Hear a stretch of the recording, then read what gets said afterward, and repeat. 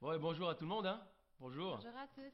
On s'est connecté pour nous retrouver, c'est vrai, mais c'est aussi et surtout pour venir à la rencontre de notre Dieu.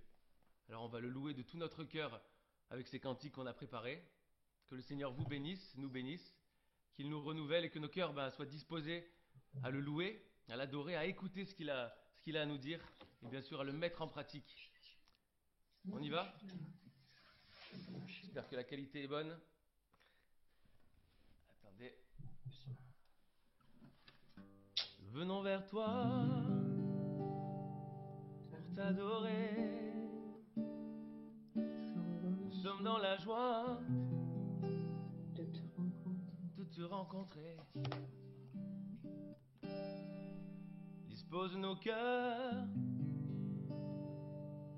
à écouter ta voix, Seigneur.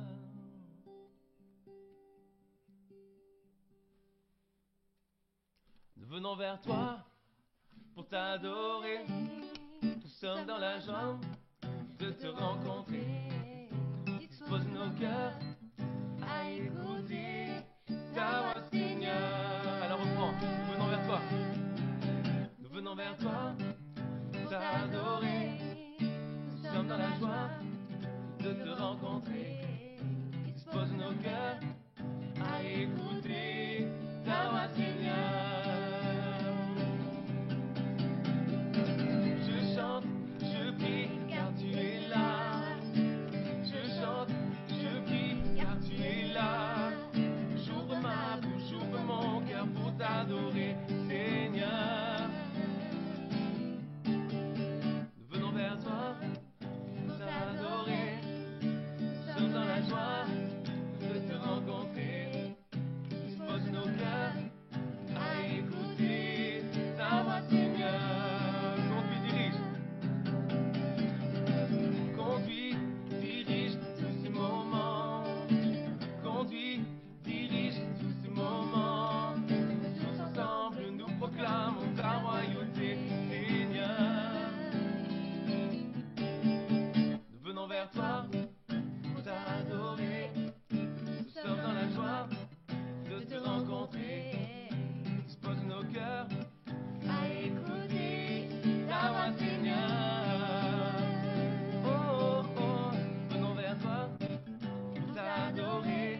Nous sommes dans la joie de te rencontrer. Dispose nos cœurs à écouter ta voix, Seigneur. Dernière fois, venons vers toi pour t'adorer. Nous sommes dans la joie de te rencontrer. Dispose nos cœurs à écouter ta voix, Seigneur. Ta voix, Seigneur. Ta voix, Seigneur. Ta voix, Seigneur. Au fond, Seigneur, reconnaissance, son amour dure à jamais.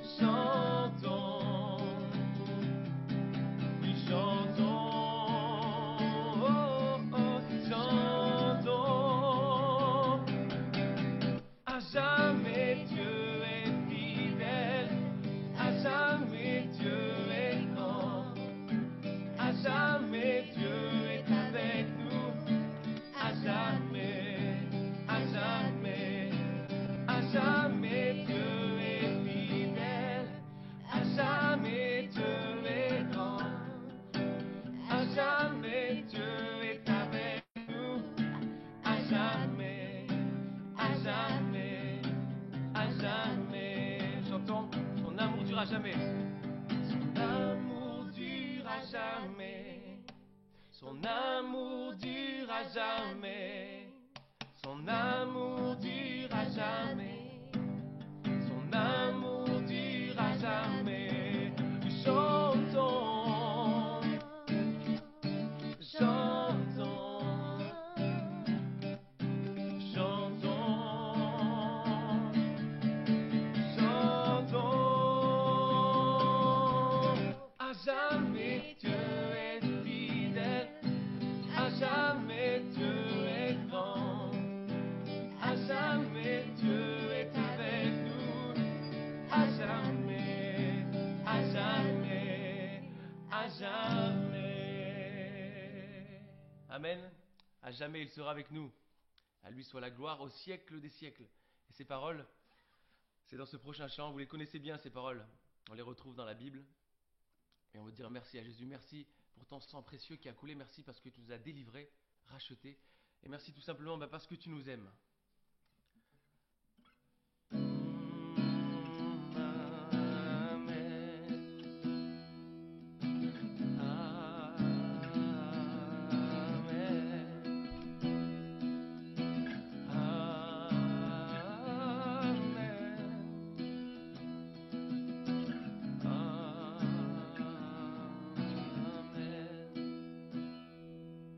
À celui qui nous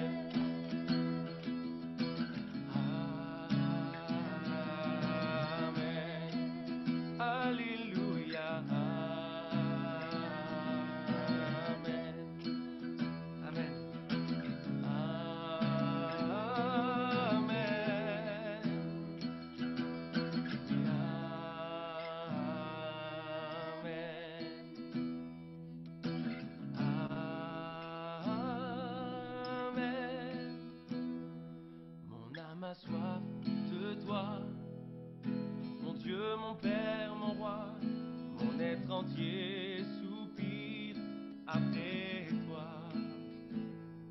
Car de ton cœur de père, la source qui désaltère, rafraîchis mon âme de toi.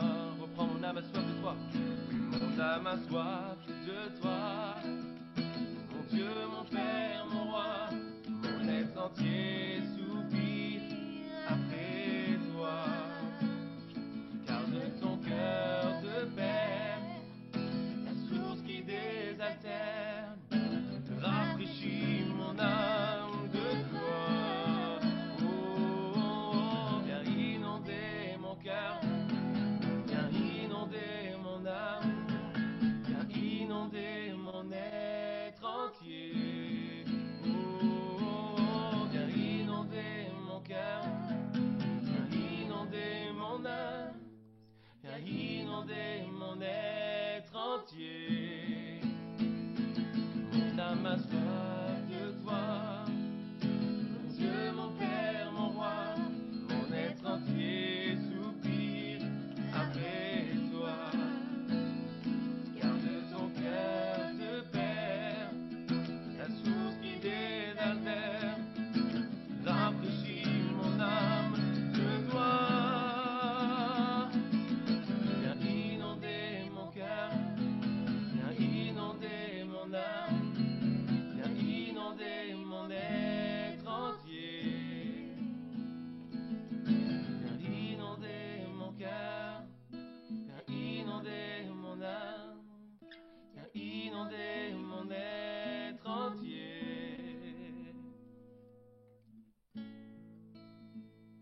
Je t'exalte. Exalterai, Seigneur, parmi toutes les nations. Je célébrerai, je chanterai ta gloire. Car ton immense amour s'élève jusqu'aux nues. Ta fidélité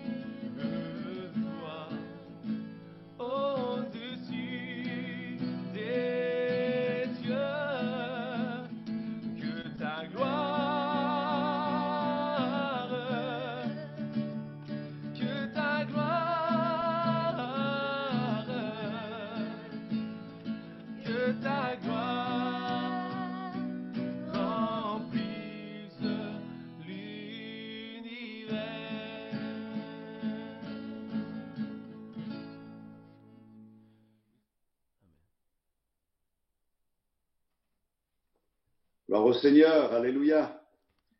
Que Dieu soit béni pour ces moments simples, mais que nous voulons authentiques.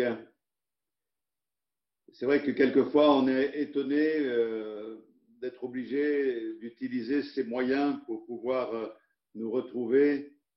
Mais même dans la solitude, nous devons entretenir notre relation avec le Seigneur.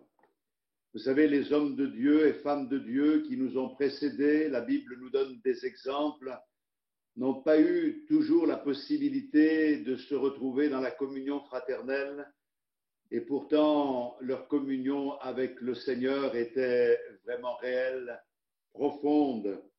Elle leur a permis de vivre des expériences extraordinaires. Je pense à l'apôtre Paul qui s'est retrouvé en prison et il avait dans ce moment tellement espéré dans la communion fraternelle. Il dira que dans sa première défense, personne ne l'a assisté. Il a attendu qu'on vienne le soutenir et les frères et sœurs n'étaient pas présents pour le soutenir. Mais il dira cette phrase, que cela ne leur soit point imputé, c'est le Seigneur qui m'a assisté. Et il nous montre que même dans ce moment de solitude, il n'a jamais été solitaire parce que le Seigneur s'est révélé à lui. Et dans tous les moments de notre vie, nous ne devons pas oublier que nous dépendons de notre cher Seigneur et Sauveur. Alors, prenons notre mal en patience, attendons que les choses s'améliorent et qu'en attendant, nous puissions réaliser que nous sommes en relation avec notre Seigneur et notre Maître. À lui soit toute la gloire. Matin, je voudrais parler avec vous encore du Notre Père. Voilà donc une série que nous partageons ensemble. Je trouve que c'est extraordinaire de pouvoir plonger nos regards dans cette loi parfaite et de revenir sur des textes que nous connaissons bien pour en tirer toute la substance qui est utile et nécessaire à notre vie. Dans l'évangile de Matthieu, nous allons relire ce texte. Nous pourrions commencer par le verset 7 du chapitre 6. Matthieu 6, verset 7. Voici ce que dit le Seigneur. En priant, ne multipliez pas de vaines paroles comme les païens qui s'imaginent qu'à force de paroles, ils seront exaucés. Ne leur ressemblez pas, car votre Père sait de quoi vous avez besoin avant que vous le lui demandiez. Voici donc comment vous devez prier. Notre Père qui es aux cieux, que ton nom soit sanctifié, que ton règne vienne, que ta volonté soit faite sur la terre comme au ciel. Donne-nous aujourd'hui notre pain quotidien. Pardonne-nous nos offenses, comme nous aussi nous pardonnons à ceux qui nous ont offensés. Ne nous induis pas en tentation, mais délivre-nous du malin, car c'est à toi qu'appartiennent dans tous les siècles le règne, la puissance et la gloire. Amen. Si vous pardonnez aux hommes leurs offenses, votre Père céleste vous pardonnera aussi. Mais si vous ne pardonnez pas aux hommes, votre Père ne vous pardonnera pas non plus vos offenses. Amen. Je voudrais ajouter un autre texte dans Philippiens au chapitre 4. On pourrait lire le verset 6 et 7 et le verset 19. Le verset 6, ne vous inquiétez de rien, mais en toute chose, faites connaître vos besoins à Dieu par des prières et des supplications avec des actions de grâce. Et la paix de Dieu qui surpasse toute intelligence gardera vos cœurs et vos pensées en Jésus-Christ. Et puis le verset 19, et mon Dieu pourvoira à tous vos besoins selon sa richesse avec gloire en Jésus-Christ. À notre Dieu et Père, soit la gloire au siècle des siècles. Amen. Voilà donc des textes qui sont très encourageants et qui rentrent dans le cadre de notre suivi. Ceux qui se joignent à nous ce matin, vous êtes les bienvenus, que Dieu vous bénisse abondamment. Et même s'il y a un suivi dans notre étude, chaque étude est particulière. Alors, nous essayons de comprendre comment il nous faut prier et nous répondons à la question des disciples posée à Jésus dans l'évangile de Luc au chapitre 11. Seigneur, apprends-nous à prier. Comment devrions-nous prier? Alors, on a déjà vu que la prière que le Seigneur nous a donnée en modèle est un modèle de prière qui inclut tous les éléments nécessaires pour un développement de notre vie de prière, de notre vie chrétienne, et pour que nous puissions porter du fruit, être satisfaits. Et nous avons vu que cette prière se décompose en deux parties. Il y a une première série, celle que nous avons déjà vue ensemble, où le Seigneur dit, voici comment vous devez prier. Notre Père, il faut être enfant de Dieu pour nous adresser à Dieu. Et nous devenons enfants de Dieu en acceptant Jésus comme notre sauveur personnel dans nos cœurs. Toi qui es dans les cieux, il est au ciel et pourtant il s'occupe de nous. Que ton nom soit sanctifié. C'est la priorité des priorités. Nous nous engageons avec notre vie par la nouvelle naissance à sanctifier le nom du Seigneur. On dérape si facilement, on fait tellement de choses qui n'ont rien à voir avec la volonté de Dieu. On traîne le nom du Seigneur dans la boue par notre comportement. Mais Seigneur, nous voulons changer. Que ton nom soit sanctifié. On s'engage à cela. Que ton règne vienne. Et le règne du Seigneur doit venir dans nos cœurs, premièrement, dans nos vies.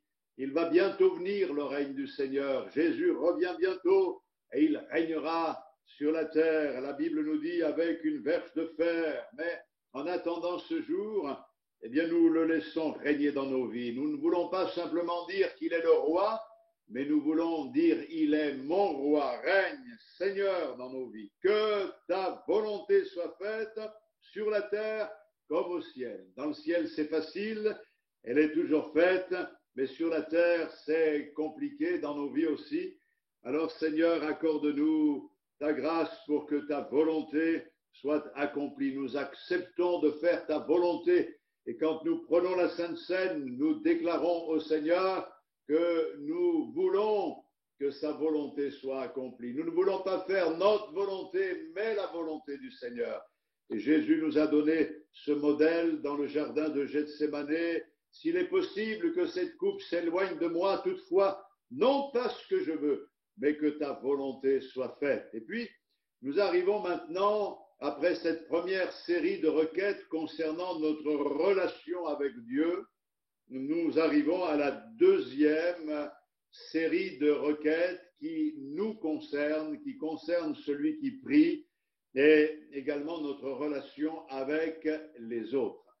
Il est évident que l'homme a des besoins et que son activité consiste essentiellement à les satisfaire. Et dans la prière de Jésus, dans cette deuxième partie, le Seigneur dit ceci, « Donne-nous aujourd'hui notre pain quotidien. » Nous allons voir que nous avons besoin de Dieu pour répondre non seulement à nos besoins physiques, mais aussi à nos besoins moraux, psychiques, spirituels. Ce message, ce matin, traite de ce canal qui nous relie au ciel. Et comme nous avons déjà dit, il faut que le canal qui nous relie au ciel ne soit pas obstrué. C'est un peu comme une artère qui est obstruée provoque un infarctus, une souffrance et la mort. Nous ne voulons pas que le canal qui nous relie au ciel soit obstrué. Et le canal qui nous relie au Seigneur, celui de la communion, c'est aussi le canal de la provision, car Dieu a décidé de son ciel de pourvoir à tous nos besoins. Il existe ce canal et il permet aux ressources spirituelles et matérielles de s'écouler. Dieu peut nous accorder d'une manière surnaturelle, miraculeuse, ce dont nous avons besoin chaque jour. Et d'ailleurs, nous voulons apprendre à être reconnaissants à notre Seigneur. Et nous ne voulons pas que ce canal soit obstrué. Nous voulons toujours dépendre de notre Seigneur et nous attendre à lui. Vous avez tous lu l'histoire de Caleb. La Bible nous dit que Caleb, lorsqu'il avait 80 ans, il était aussi frais qu'à 40 ans. Et la Bible nous dit beaucoup de choses le concernant quand il est entré en possession du pays de la promesse. Il a voulu faire un cadeau à sa fille Aksa qui a épousé Othniel. Nous connaissons cette histoire.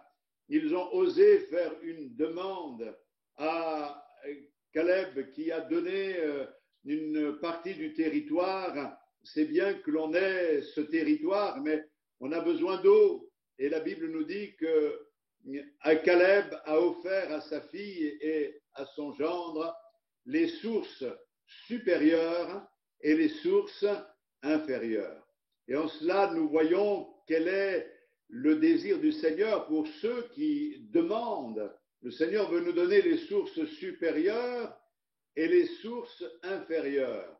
Les sources supérieures correspondent à toutes les richesses spirituelles qui nous sont nécessaires, à vivre dans la foi, à combattre le bon combat de la foi, à remporter des victoires, à nous emparer des ressources que le Seigneur met à notre disposition pour que nous puissions communiquer la vie éternelle à ceux qui nous entourent. Mais il y a les sources inférieures, c'est-à-dire ce dont nous avons besoin ici-bas, toutes les choses matérielles qui nous sont indispensables à la vie ou à la survie.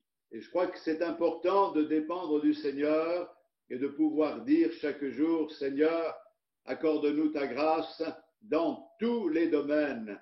Nous ne voulons pas plus, nous ne voulons pas trop, nous voulons ce qui est nécessaire. Vous savez, l'argent est la source de toutes sortes de problèmes et d'inquiétudes. Nous passons beaucoup de temps à y penser et à essayer d'obtenir l'argent nécessaire pour pouvoir vivre d'une manière décente. Même si nous proclamons que l'évangile est gratuit, nous savons très bien que nous avons besoin de ressources matérielles, d'argent, ne serait-ce qu'en ce moment pour louer une salle, pour pouvoir acheter du matériel, pour pouvoir se procurer des Bibles, pour pouvoir les distribuer. Donc, nous voyons que ces choses peuvent provoquer aussi de l'inquiétude dans notre cœur. Mais quand je regarde au modèle de prière qui est donné par Jésus, je note que Dieu s'engage à pourvoir aux choses dont nous avons besoin pour vivre, et cela chaque jour, au jour le jour. Ça ne devrait pas nous surprendre de découvrir que la question de la provision est abordée dans la prière de Jésus. C'est une chose réconfortante. Cette prière s'applique à tous les aspects de la vie. D'ailleurs, le mot pain utilisé par Jésus est arton, ce qui signifie ce qui est essentiel pour entretenir la vie. On pourrait aussi traduire la provision nécessaire pour le jour, obtenir juste ce dont nous avons besoin pour une journée. C'est symbolique de tous les besoins que nous avons. C'est ça le pain. De quoi avons-nous réellement besoin aujourd'hui? Lorsque nous nous inquiétons de savoir si nous allons avoir de quoi manger, il est difficile de penser à autre chose. L'inquiétude bloque notre capacité à nous concentrer sur Dieu. Alors, naturellement, Jésus a abordé cette question dans cette prière. Quand vous vous êtes réveillé ce matin, je ne pense pas que quelqu'un parmi vous n'a eu le moindre doute qu'il allait pouvoir manger aujourd'hui. La plupart du temps, notre souci principal n'est pas est-ce que je vais pouvoir manger aujourd'hui, mais qu'est-ce que je vais bien pouvoir faire à manger aujourd'hui? La maîtresse de maison, souvent, elle se pose la question, mais qu'est-ce que je vais pouvoir faire à manger? Du poulet, du bœuf, du poisson, je ne sais pas, ce que vous allez manger après ce culte, à midi ou un peu plus tard. Mais souvent, le problème, c'est pas est-ce que je vais pouvoir manger, mais qu'est-ce que je vais faire à manger? Ce sont des problèmes principaux de la plupart, et dans ce cas-là, on ne comprend pas l'urgence de cette prière. On a du mal à réaliser le pourquoi de cette prière que Jésus nous enseigne. Pourtant, les services de l'Organisation mondiale de la santé nous ont souvent répété qu'aujourd'hui, 2/3 de la population du monde souffre de sous-alimentation ou de malnutrition. Des milliards d'individus se demandent que mangerons-nous aujourd'hui? C'est dur pour nous de le concevoir. À cause de cela, nous avons tendance à manquer la vraie signification de cette prière. La plupart d'entre nous ont assez de provisions pour vivre pendant plusieurs jours, voire plusieurs semaines. Certains ne voient pas la nécessité de prier de cette manière-là et de dire « Donne-nous aujourd'hui notre pain quotidien » parce qu'on sait déjà que notre frigo est plein et que nous avons de quoi manger. L'insensé se vante de sa santé, de sa situation, de son argent. S'il se donnait le temps de réfléchir, il verrait que tout cela est bien fragile et que nous avons ce que nous avons reçu de la part du Seigneur et que ce que nous avons est une grâce de Dieu. La plupart ne peuvent pas comprendre l'importance de cette prière. À quand remonte la dernière fois où vous vous êtes vraiment inquiété de savoir si vous alliez pouvoir manger? Nous vivons dans un pays qui a été abondamment béni. Ce n'est pas le cas de tous les pays. On connaît des frères et sœurs dans certains pays et qui vivent dans une vraie misère.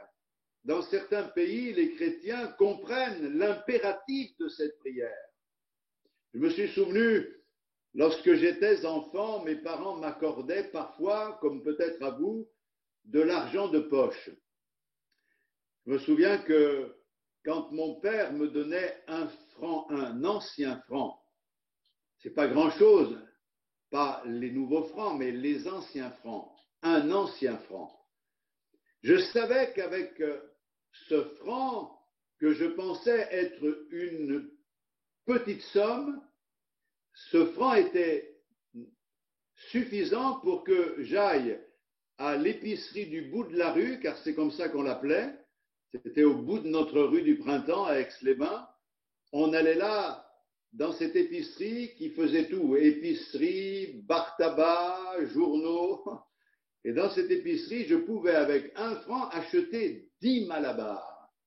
Et je me souviens qu'à l'époque, j'ai voulu faire une expérience et manger 10 malabars à la fois. Je ne pouvais pas, j'ai failli m'étouffer. Mais ce franc pouvait me permettre d'acheter, si je voulais, une baguette de pain et il me restait de la monnaie, des centimes. Et je réalise aujourd'hui que ce superflu, ce franc que me donnait mon père autrefois pour m'acheter des malabars ou autres bêtises, pouvait permettre à un foyer d'avoir du pain. Vous imaginez, dans quelle bénédiction nous étions malgré tout. Nous n'étions pas dans l'abondance, mais nous avions de quoi manger chaque jour. Bien aujourd'hui, nous avons plus que l'abondance, nous avons aussi le superflu. Mais à l'époque de Jésus, c'était une prière pressante et un besoin qui était très réel. Voilà le problème. Lorsque nous avons un besoin, cela nous oblige à dépendre de Dieu. Vous êtes-vous déjà senti désespéré pour quelque chose au point que vous en êtes arrivé à voir la situation échapper à votre contrôle? Et dans ce moment-là, et seulement dans ce moment-là, vous commencez à crier au Seigneur. Dans ce moment, tout ce que vous pouvez faire, c'est de prier. Et il y a des besoins et des choses qui sont indispensables, des solutions que nous ne pouvons pas trouver avec notre réflexion ou avec l'aide des autres. Nous savons que le secours ne peut venir que de Dieu. Il faut que nous soyons parfois dans un état désespéré pour que notre vie de prière commence à se réveiller. Alors, je crois qu'il est nécessaire que nous réalisions que Dieu permet des circonstances dans nos vies qui échappent à notre contrôle, comme celles que nous vivons, pour que nous puissions nous réveiller et en venir à crier au Seigneur, car c'est le besoin qui va alimenter le désir de crier à Dieu et de demander son secours. Nous devrions déjà désirer ardemment, puissamment, d'avoir une relation avec Dieu, mais tout le temps, d'une manière permanente. Peu importe à quel point les choses vont mal dans nos vies autour de nous, Dieu peut toujours nous aider. Dieu peut toujours améliorer les choses. Notre vie de prière ne devrait pas dépendre des circonstances. Nous devrions avoir une relation avec le Seigneur constante. Comme l'apôtre Paul disait, j'ai appris à vivre dans l'abondance et dans la disette. Il faut donc savoir définir quels sont nos réels besoins. Mais comprenez-vous vraiment ce qu'est l'inquiétude? Nous nous inquiétons des choses qui pourraient arriver. Je ne sais pas si vous êtes comme moi, mais souvent, je m'inquiète des choses qui pourraient arriver. Et je constate avec l'expérience qu'en réalité, elles n'arrivent souvent jamais. Et qu'on s'est inquiété pour rien. On pense qu'une chose va être grave, gravissime, mais lorsqu'elle arrive, elle n'est pas aussi grave que nous pensions et on s'aperçoit qu'on a la ressource nécessaire pour pouvoir l'affronter et on a la force suffisante pour pouvoir passer au-dessus de ce qui nous paraissait un désastre. Combien de fois j'ai entendu dans des entretiens, frère, ma vie est finie. Ma vie est finie. Heureusement, ce n'était pas le cas. Et ceux qui ont dit ma vie est finie voient des jours heureux aujourd'hui. Dieu n'a-t-il pas promis de subvenir à nos besoins? Alors, c'est vrai que nous devons réaliser aujourd'hui que l'inquiétude est inutile, mais l'inquiétude, à savoir le besoin, le désir d'avoir quelque chose en particulier et de le recevoir, devrait nous motiver à chercher le Seigneur dans la paix, dans la sérénité, parce qu'il a promis de nous aider. Il est intéressant de noter la disposition de la prière. La première demande nous concernant dans la prière modèle vient après avoir affirmer la priorité du royaume et de la justice de Dieu dans nos vies.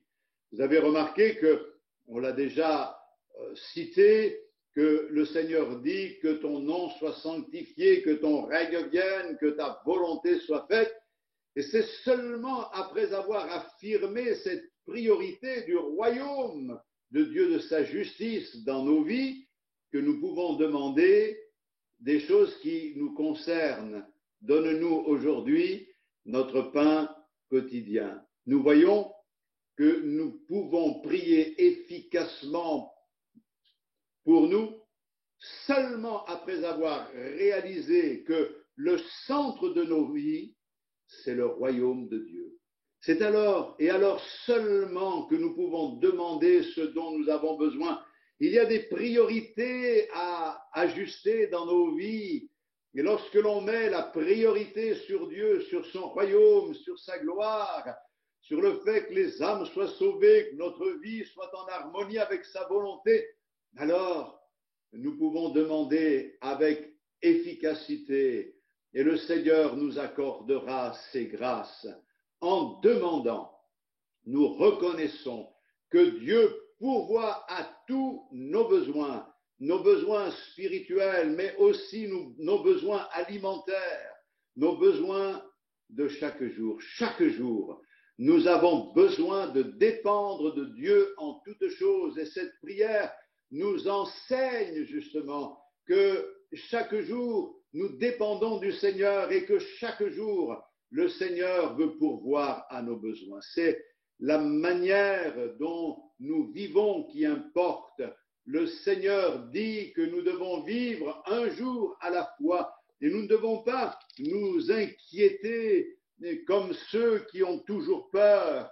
La Bible nous dit au verset 34 du chapitre 6 de Matthieu, « Ne vous inquiétez donc pas du lendemain, car le lendemain aura soin de lui-même.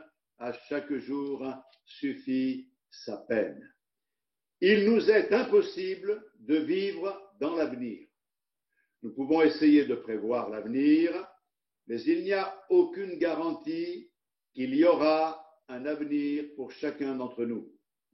Nous avons un avenir assuré dans l'éternité, mais sur la terre, nous ne savons pas. Nous ne connaissons pas le nombre de jours que nous devons vivre.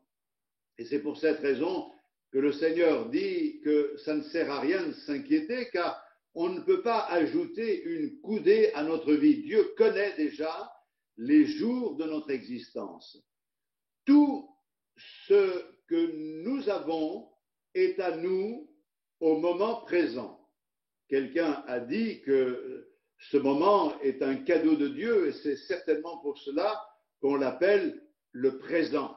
Le présent est un cadeau de Dieu. Ce que nous avons, nous l'avons pour le moment présent. Mais si le Seigneur nous reprend, eh bien, nous perdons tout ce que nous avons. Bien sûr, nous avons un héritage dans le ciel qui est bien meilleur. Mais nous ne devons pas vivre dans l'inquiétude. Et surtout, cela ne veut pas dire que nous ne devons pas avoir de projet. Mais la seule garantie est que Dieu fera face et pas nous. C'est là toute la différence. J'ai des projets pour l'avenir. On a parlé tout à l'heure d'une salle pour pouvoir nous réunir. Nous avons une vision. Nous voulons vraiment appeler le peuple de Dieu et les âmes qui sont en dehors de la grâce à venir se rallier au Seigneur pour obéir à sa parole. Ces projets, nous devons les avoir, mais dans une seule condition. La condition que c'est Dieu qui le fera. C'est Dieu qui manifestera sa grâce. C'est lui qui va pourvoir et nous allons pouvoir bénéficier de sa grâce. Dieu, en effet, ne demande pas l'insouciance, mais Dieu demande la confiance. Nos vies doivent être quotidiennement remplies de nouveau, chaque jour, d'une disposition fraîche dans beaucoup de domaines. Vous savez, l'alimentation est pour nous un exemple. Nous ne mangeons pas une provision d'une semaine ou d'un mois sans jamais manger à nouveau. Nous mangeons chaque jour. quelqu'un va peut-être ou quelques-uns vont peut-être se reconnaître, mais il y a quelques jours de cela, il y a 2 personnes qui m'ont dit « Oh, on a tellement mangé à ce repas qu'on ne va pas manger pendant toute la semaine. » Vous avez peut-être déjà eu cette expression, mais je sais, les connaissant, que déjà le soir même, ils ont mangé quand même quelque chose. Vous pouvez certainement sauter un repas, vous pouvez ne pas manger pendant un jour, prendre du temps pour jeûner pendant 1 ou plusieurs jours, mais la façon la plus saine de vivre est de manger chaque jour. Cela ne veut pas dire que nous ne devons pas prendre du temps pour chercher la face de Dieu, et ça c'est un autre souci. Mais c'est pour faire le parallèle. Dieu veut pourvoir à nos besoins chaque jour, mais dans le domaine spirituel, Dieu veut nous accorder sa grâce et sa parole chaque jour. Quand Dieu a pourvu dans le désert pour le peuple d'Israël, il fallait que chaque jour ils sortent du camp et qu'ils aillent ramasser la manne pour chaque jour. Ils en prenaient. S'ils en prenaient trop, eh bien, tout ce qu'ils avaient en trop, parce qu'ils voulaient le garder pour le lendemain, se gâtait. Dieu était en train de leur apprendre à lui faire confiance chaque jour. Chaque jour, il devait avoir la provision suffisante et celui qui en ramassait moins n'en avait pas moins que celui qui en ramassait plus. Dieu accordait à son peuple cette nourriture. Eh bien, Dieu a préparé pour nous une provision et surtout, nous l'avons lu tout à l'heure, notre besoin premier, c'est le besoin du pain, pas seulement le pain qui nourrit notre corps, mais le pain qui nourrit notre âme. Si je reviens dans l'épître aux Philippiens, au chapitre 4 et au verset 6, ne vous inquiétez de rien, mais en toute chose faites connaître vos besoins à Dieu par des prières et des supplications avec des actions de grâce. Et la paix de Dieu qui surpasse toute intelligence gardera vos cœurs et vos pensées en Jésus-Christ. Au verset 11, ce n'est pas en vue de mes besoins que je dis cela, car j'ai appris à être content de l'état où je me trouve. Je sais vivre dans l'humiliation et je sais vivre dans l'abondance. En tout et partout, j'ai appris à être rassasié et avoir faim, à être dans l'abondance et à être dans la disette.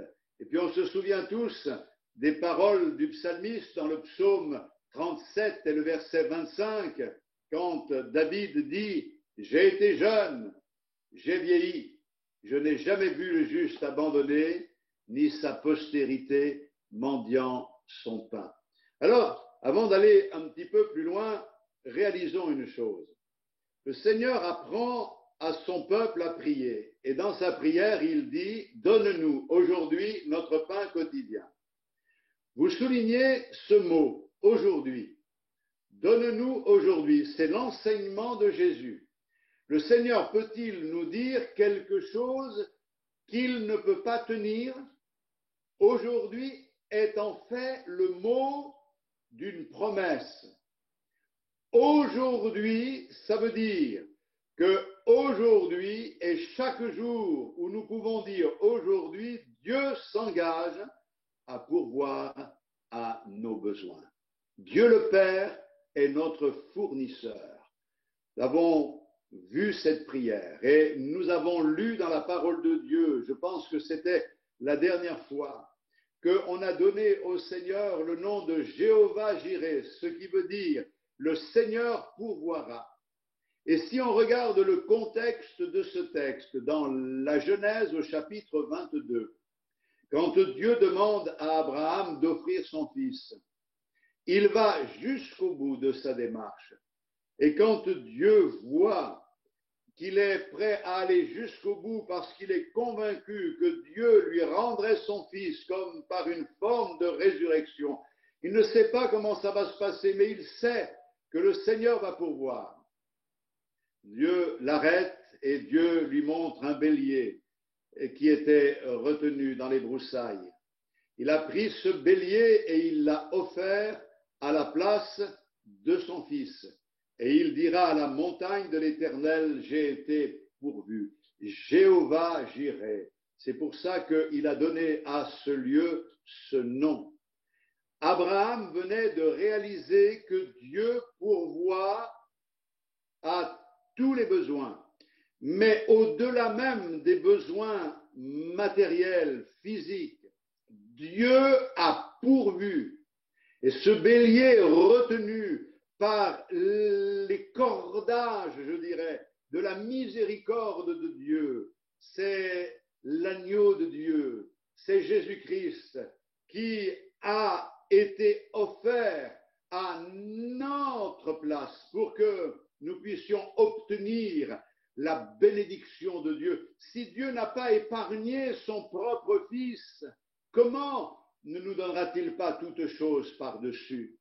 Il a pourvu, au point que Jésus, sur la croix du Calvaire, a dit « Tout est accompli ».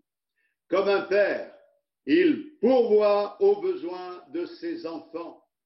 L'apôtre Jacques dit au chapitre 1, le verset 17, « Toute grâce excellente et tout don parfait descendent d'en haut du Père des Lumières, où il n'y a ni changement ni ombre de variation.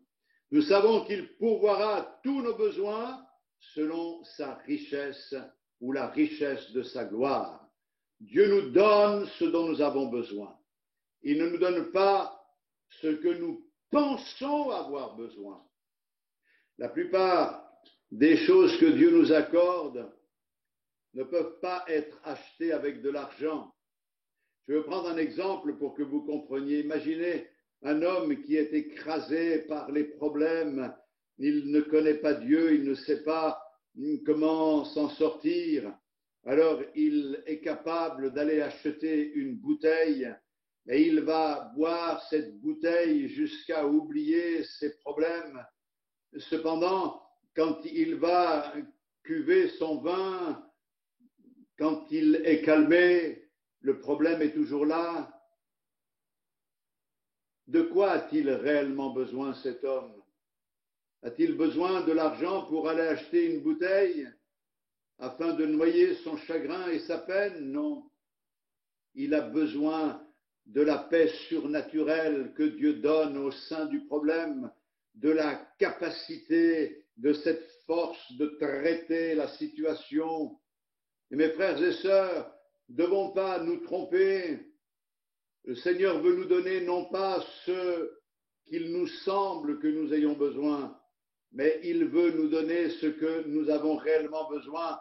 Et dans les moments que nous vivons, ce que Dieu veut nous accorder, c'est cette paix surnaturelle, c'est la force de surmonter l'obstacle. Je reprends l'exemple de Jésus. Il est dans le jardin de Gethsémanée.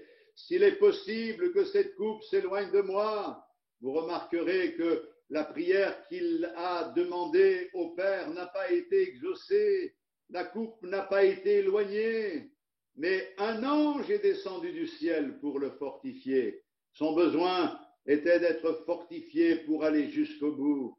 Et quelquefois, la réponse de Dieu n'est pas celle que nous attendons, mais elle correspond à celle qui est nécessaire parce que nous ne voulons pas faire, comme nous l'avons déjà dit, notre volonté, mais la volonté de notre Père. Alors, en toute chose, nous savons que le Père, c'est lui qui pourvoit, c'est lui qui nous donne la protection, la santé, c'est lui qui nous donne des capacités. Sans ce souffle de vie, que serions-nous aujourd'hui? Dieu nous donne, Dieu pourvoit. Mais attention, parce que certains sont en train certainement de penser, puisque Dieu pourvoit, puisque Dieu nous donne, alors moi je n'ai plus qu'à croiser les bras et Dieu va pourvoir à mes besoins. John Wesley a dit ceci: demandez à Dieu de nous donner notre pain quotidien ne devrait pas nous encourager à attendre qu'il tombe du ciel. Vous savez, ça veut dire par là que Dieu ne nous encourage pas à être des paresseux. Alors, on va essayer de dire quelques réflexions. Donne-nous aujourd'hui notre pain quotidien. Le pain qui est demandé ne correspond pas seulement à celui du boulanger et à nos besoins quotidiens. Nous ne sommes pas seulement un corps. Tu n'es pas, mon frère, tu n'es pas, ma sœur, seulement un tube digestif, mais tu es une âme. Et le Seigneur est celui qui nous donne la nourriture pour notre âme. Nous l'avons lu tout à l'heure avant de prendre la Sainte Seine. Jésus dit que sa chair est vraiment une nourriture et son sang est vraiment un breuvage. Nous pouvons nous nourrir du Seigneur, de ce qu'il est en méditant sa parole, en étant en communion avec lui. Nous pouvons nous nourrir de lui. Nous ne voulons pas seulement lire des textes, mais nous voulons les assimiler et nous voulons les mettre en pratique, car c'est en les assimilant que la parole de Dieu, que ce que Jésus est, nous communique la force d'avancer chaque jour. On ne doit pas regarder à dans 10 ans, dans 20 ans, mais chaque jour. Écoutez, si le pain du boulanger devient chair de ma chair, le pain spirituel devient âme de mon âme, vie de ma vie. Pour cette raison, certainement, que Jérémie disait dans le chapitre 5 et dans le chapitre 15, et le verset 16, ceci: j'ai recueilli tes paroles, je les ai dévorées. Tes paroles ont fait la joie et l'allégresse de mon cœur, car ton nom est invoqué sur moi, Éternel, Dieu des armées. Oui, nous avons besoin de ce pain spirituel. Dieu pourvoira, Dieu nous donnera ce dont nous avons besoin. Dans tous les domaines, ne vous inquiétez pas, le Seigneur saura ouvrir les portes. Même si aujourd'hui c'est difficile et il y a des corps de métier, c'est compliqué pour vous, je le sais, mais faites confiance au Seigneur. Faites-lui confiance. La disette que vous connaissez aujourd'hui réveille en vous une force qui va vous amener à chercher le Seigneur et vous ferez des expériences glorieuses. Je me souviens, lorsque nous étions jeunes mariés avec Évangéline, nous venions d'avoir Jérémie et nous avons décidé dans le service de Dieu de faire les choses d'une certaine manière. Évangéline a laissé son travail pour être à plein temps avec moi d'une manière sans salaire comme cela, donc bénévole. Elle a voulu qu'on serve le Seigneur de cette manière-là. Et je me souviens qu'à l'époque, nous avions 2000 francs pour vivre. Je ne sais pas si ça vous dit quelque chose. 2000 francs, nous payons 600 francs de loyer à l'époque. Nous avions l'électricité, tout à payer. Et puis, il y a eu des choses qui ont fait que nous devions payer aux impôts une certaine somme. Il fallait régulariser une situation. Et en payant cette somme chaque mois et en payant le loyer, l'électricité et tout, il ne nous restait rien du tout. Nous étions un jeune couple, nous avions un enfant et nous étions non pas dans l'insouciance, mais dans la confiance que le Seigneur pourrait pourvoir à nos besoins. Et nous avons fait dans ces moments des expériences extraordinaires. Dieu a pourvu chaque jour à nos besoins. C'est venu de manière particulière. Nous avons eu bien sûr la famille, nos beaux-parents en particulier, qui nous aidaient, nous apportant des provisions. Mais pendant plusieurs mois, cette situation a duré et nous avons mangé chaque jour. Nous avons connu en servant le Seigneur des moments semblables à cela. Mais chaque fois, le Seigneur a pourvu à nos besoins. Alors, je voudrais vous encourager, mais surtout, ce même désir de vouloir avoir une solution pour le besoin matériel, que vous puissiez l'exprimer pour votre besoin spirituel. Demandez au Seigneur la nourriture d'en haut, cette nourriture qui est la parole de Dieu. Et le Seigneur vous enrichira. Donne-nous aujourd'hui notre pain quotidien. Ça veut dire aussi, donne-nous ta parole pour ce jour. Pour moi et pour les autres, donne-nous. On a compris ensemble qu'il ne s'agit pas seulement de donne-moi. J'ai besoin de dire donne-nous. On ne peut donner que ce que l'on a reçu. Et c'est pour cette raison que quand il y a eu la multiplication des pains et que les disciples disaient à Jésus, renvoie la foule parce qu'il se fait tard et ils n'ont rien à manger, le Seigneur leur a répondu, et c'est le texte original qui dit cela, ils n'ont pas à s'en aller, c'est à vous de les nourrir.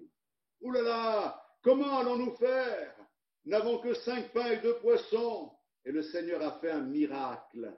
Et ils ont pu donner à manger à cette multitude 5000 hommes, sans compter les femmes et les enfants.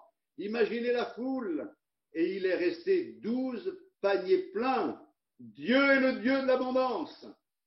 Nous devons aller chercher, comme les disciples, aller chercher les pains que le Seigneur multipliait au fur et à mesure. Le miracle se produisait dans ses mains et eux, ils distribuaient. Eh bien, nous, chaque jour, devons aller chercher ce dont nous avons besoin. Vous avez tous fait cette expérience, certainement. Vous méditez la parole pour vous le matin et vous êtes marqué par un texte de la parole de Dieu. Et puis, justement, dans la journée, il y a une circonstance qui fait que c'est justement ce texte qui peut être une source de bénédiction à la personne qui est en face de vous. Et vous pouvez lui communiquer cette parole en lui disant, bien ce matin, j'ai lu ce texte et il est pour vous maintenant. Oui, donne-nous aujourd'hui notre pain quotidien. C'est pas donne-moi, c'est pas moi, c'est les autres. On a besoin de comprendre ce besoin qui est là pour les autres. Sentons-nous concernés, la prière du Seigneur n'est pas centrée sur le je, moi, mais c'est sur nous, ensemble. Oh, bénis mes frères, bénis mes sœurs, ceux qui sont en Zoom, ceux qui n'ont pas pu être là. Et souvenons-nous des paroles du Seigneur qui dit dans Malachie au chapitre 3, verset 10, « Mettez-moi de la sorte à l'épreuve et vous verrez, si je n'ouvre pas pour vous les écluses du ciel. » Il parle de l'offrande, il parle de la générosité. Et le Seigneur est celui qui dit, mettez-moi de la sorte à l'épreuve. Nous savons que l'offrande qui donne l'abondance, c'est l'offrande de Jésus-Christ, vous l'avez compris, mais au travers de lui, nous apprenons ce qu'est la générosité. Alors, donne-nous aujourd'hui notre pain quotidien. Nous n'oublions pas que c'est une promesse, c'est un don. Donne-nous, Seigneur. On ne peut rien payer, rien de ce que nous avons nous est dû. Tu ne nous dois rien. C'est un don. Je ne mérite rien. Personne ne peut dire que Dieu lui doit quelque chose. Non, nous méritons la mort, l'enfer, la perdition. Et pourtant, chacun d'entre nous, nous avons la grâce aujourd'hui d'entendre la parole de Dieu, de pouvoir compter sur le Seigneur, nous adresser à lui et de pouvoir dire, Seigneur, accorde-moi ton secours. Et je pense que le Seigneur a préparé des choses que nous ne saurions soupçonner, des choses magnifiques, des choses merveilleuses. Est-ce que nous sommes prêts à lui faire confiance? Est-ce que nous sommes prêts à nous attendre à lui, à dépendre de lui? Alors aujourd'hui, ouvrez votre cœur, dépendez du Seigneur. Quel est votre besoin aujourd'hui? Quelle est la priorité dans votre vie? Vous venez d'entendre la parole de Dieu, vous voulez la repasser dans votre cœur, mais remettez de l'ordre dans vos priorités, redonnez au Seigneur la première place et vous verrez que toutes choses vous seront données par-dessus. Et ma prière, c'est que vous tous, vous soyez bénis au-delà de vos attentes, car Dieu est un Dieu de richesse, un Dieu d'abondance. Je vous invite à incliner vos têtes et à fermer vos yeux. On va prier le Seigneur de tout notre cœur. Seigneur, nous venons de méditer ta parole et nous encourage parce que toi, tu nous enseignes des choses que tu veux que nous vivions. Tu ne dis pas des choses qui seraient étrangères à ta volonté. Alors, dans ce moment, dans cet instant, nous voulons ouvrir notre cœur et réaliser le privilège qui est le nôtre de dépendre de toi, de pouvoir nous attendre à toi. Aujourd'hui, donne-nous le pain quotidien, pourvois nos besoins. Nous voulons manger à notre faim, mais surtout, nous voulons cette nourriture spirituelle. Nous voulons pouvoir la partager au téléphone ou dans un contact, par un moyen ou un autre, par un SMS, par un mail, mais nous voulons partager avec les autres ce que nous avons reçu. Mais surtout, accorde-nous ce dont nous avons besoin et ce que nous attendons par-dessus tout de ta part, c'est ta paix, c'est ta sérénité, c'est la conviction que nous sommes dans ta volonté, c'est l'assurance qui nous permet d'avancer. Seigneur, tu ne méprises pas les faibles commencements et nous non plus.